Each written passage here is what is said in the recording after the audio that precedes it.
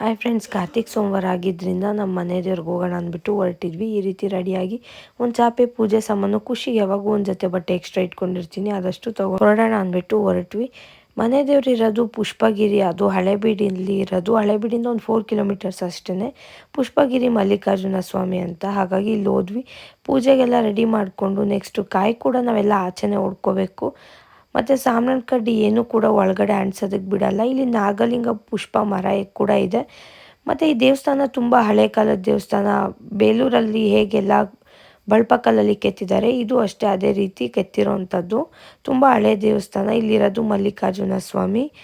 ಇಲ್ಲಿ ಏನಂದರೆ ಪ್ಲಾಸ್ಟಿಕ್ ತುಂಬ ಅವಾಯ್ಡ್ ಮಾಡ್ತಾರೆ. ಒಳಗಡೆ ಬೆಂಡು ಪ್ಲಾಸ್ಟಿಕ್ ಬರುತ್ತಲ್ಲ, ಆ ಹಾರ ಕೂಡ ಹಾಕಲ್ಲ. ಸಾಮ್ರಾನ್ ಕಡ್ಡಿ ಕೂಡ ಹಚ್ಚಲ್ಲ, ಏಕೆಂದರೆ ಒಳಗಡೆ ಎಲ್ಲ ಹೊಗೆ ಇದಾಗುತ್ತೆ ಅಂತ.